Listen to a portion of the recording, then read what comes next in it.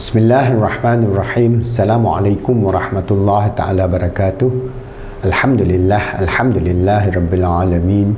Wassalatu wassalamu ala syarafil anbiya wal mursalin wa ala alihi wa sahbihi ajma'in. Alhamdulillah, with the grace, the mercy and the love of Allah subhanahu wa ta'ala, we can continue our da'wah in training life coaches all over the world, inshallah, over the next 10 years to train 12,000 of you to become certified life coach free of charge under our Qualified Education Foundation and Islamic Psychology Center. And you can learn a lot of material in terms of how to transform the ummah through Islamic motivation, coaching, mentoring and counseling, and get yourself certified quite easily. Go to our website. And what is important as we face this existential question of humanity, the dying of mass extinction of species, climate change, scarcity of food and so on, which is now happening globally because of the hands of men, the hands of humanity, the corruption and the destruction that we have committed. All right, we have to shift the whole mindset of the ummah to be in alignment to the intrinsic holistic integration of a holistic civilization that is based on the Qur'an and the Sunnah, which is what Islam is all about. So we have explained to you that we do research, and now I'm trying to do research on the heart of Islam, which covers all areas of this Islamic psychology research. And in the previous video, I explained to you how atheistic materialistic life and civilization is causing the destruction of human civilization in the 21st century. If we are not careful, this 100 years will be the last 100 years of the existence of humanity on this earth. It's Qiyamah, whether it's Qiyamah Sugra or the bigger Qiyamah, whichever that Allah has ordained upon. But we have time. According to the Intergovernmental Panel for Climate Change, IPCC, we have about, inshallah, 10 years for us to rectify so that we can avoid this calamity that is so destructive. It is beyond human imagination. All right, so I've explained to you how, since the day that Allah created humanity and gave us this consciousness, the ability to think, we have this inner speech in which we can then differentiate between what is good and bad, and then we have the free will to exercise our existence on this earth. We are not just a mere physical being. We are a spiritual being living temporarily in a physical realm as ordained by Allah as a school of learning, a school of experiences, experiential learning. So even for the Indian civilization, the Chinese civilization, the Mesopotamian civilization, all the traditional value system, they have this understanding of the awe and the grandeur of the Creator who put all beings into existence, and they have understood the whole integration of the self within the framework of nature. That is, some they call it good earth, mother earth, and how they live in eco-balance with all creation that Allah has blessed on this planet Earth, this teeny weeny little rock that has no actual value except the value that's ordained by Allah. So when Islam came, it brought about these higher values of how we can be an integrated human being, exercising our full potential in terms of our consciousness, the spiritual, emotional, mental, physical self, all integrated as one complete balanced package to be the steward on this earth, to look after all the creatures. We are looking after everything, but not to destroy, not to harm them, but we are taking the wrong direction. That's why Islamic civilization brings up here, but then the Dark Ages, the colonization in the 15th to 18th century, the 19th to 21st century greedy civilization of fossil fuel, burning coal, gas, oil, diesel and so on. Finally, we reach this climate change in which the carbon dioxide level from that had never happened for more than 1 million years, 280 parts per million, now is more than 415 parts per million, which never existed on this planet Earth based on the ice core record for the last 100 million years. So you can imagine what kind of destruction that we are doing by just burning, digging, burning, and then we destroy the whole atmosphere. So This human-induced climate change, the sixth mass extinction, scientists has predicted, if nothing is being done, the year 2010, that is 80 years from now, we all be gone. So we have 10 years. So how are we going to understand this? And how are we going to understand this from the perspective of Islam? Because Allah has predicted this.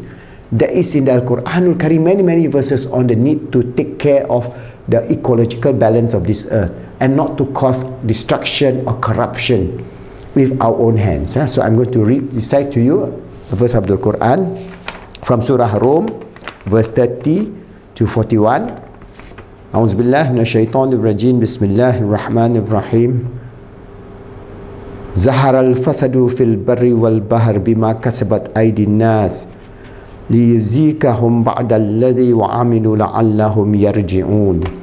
The translation, corruption or destruction has appeared in the land and the sea. That means this whole universe, this earth, the order of which the universe has been broken, and natural calamities begin to appear because of the corruption and the destruction that we have done with our own hands. Remember, so on account of what the hands of man has wrought, so we are the one are destroying it, that He, Allah, may make them taste a part of that which they have done. So we'll have a taste of the suffering, the pain, the scarcity of water, the food, the heat stroke, and so on, so that they may return. That means they may return from the wrong path, so that they return back to the right path. This is Surah Rum, verse 30-41. So this is a very direct reference to climate change. Imagine 1,400 years ago, this was revealed to our Holy Prophet Muhammad sallallahu alaihi wasallam. He's unlettered, he cannot read and write. He's only, when the wahyu came, the revelation came, he just recite and the scribe write it down. Alright? And this exactly describes the sixth mass extinction that we are trying to inflict upon ourselves. Humanity is inflicting upon our children, our grandchildren, our great-grandchildren, to the extent that it can be a qiyamah of climate, a destruction of all known being on this earth, except for maybe for small beings like cockroaches or amoeba or bacteria or virus. So this is a dire warning, and this is from the Qur'an Kareem. So Allah tells us that our hands has worked this destruction, so it is our duty now as a steward and as the Khalifa of Allah to reverse. And how to reverse? We must all get together. So we must have all the world leaders to work together to remove, to reduce the emission of greenhouse gases, carbon dioxide, methane, and SO4 and so on, SO2. All those must be removed. But if we do not do that, then we are approaching closer and closer towards a climatic disaster, first with the destruction of species in water. In the water, that means Allah tells us corruption has appeared on the land. That means we have destroyed our forests, Amazons. We have destroyed our cloud system on the land and on the sea, where the water sea level will rise, where the species, the seawater also is absorbing carbon dioxide, become carbonic acid, and then the fishes, the plankton cannot live, the mass extinction of all the sea life. And with the mass extinction of the sea life and the mass extinction of the life on this earth, we are losing about 200 species every day now. And maybe within 10 years, if nothing is being done, there will be very few species on this earth, very few species of insects, especially the bees and so on. So by then, the whole food system will have not much grain, will not have much fruits, will have not much food. What shall we do with the 7 billion humanity on this earth? There will be a huge chaos, there will be a huge collapse, and 10 years from now, if we are not careful, that can happen. Some scientists say maybe 30 years from now. So we do not know. But definitely, if we don't do anything, the trending and the modeling from the climate model from all the large institutions, including NASA, points to a climate destruction by the year 2100, 80 years from now.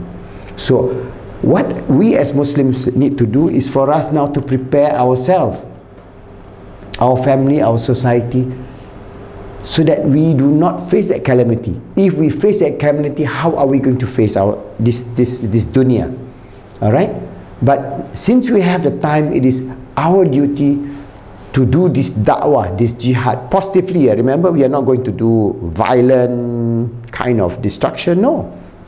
We want to have positive idealism, positive values, positive striving. You can call that positive jihad, in which we try to change ourselves, change our family and the society. And you can go to our YouTube channel where we talk about climate change and how we're going to reduce our carbon footprint, how maybe we can plant more trees, how we can go about having a more eco-friendly lifestyle, like reuse, reduce,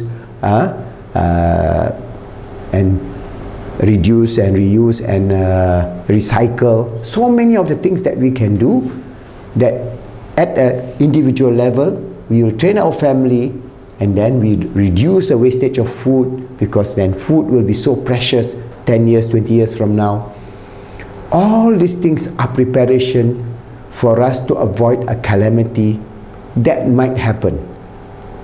If Allah wills that that calamity is being postponed because we take the right action, most important is for us to seek the mercy, the forgiveness from Allah subhanahu wa ta'ala, dua, and try to do our best, because it is only His will that will then cause this prediction. Even though the scientific data, alright, the scientific data here is so detailed now, because of the modeling using supercomputers. They know exactly when the ice in the North Pole is going to be, in Arctic is going to melt, when the ice in Antarctica is going to melt, what are the level of sea rises, and so all those are modeled into factor, and all these things point to the key that we human beings have destroyed the eco-balance of the atmosphere, eco-balance of this earth, eco-balance of the sea, and we are heading towards a calamity never experienced by humanity since our existence of the time of Nabi Adam alayhi salam. So may Allah protect us, may Allah guide us, may Allah save us from this calamity. And it is the duty of every Muslim to pass on this message of how we can help shape a beautiful new holistic civilization based on the deen of Islam, and based on the belief in Allah, and based on love.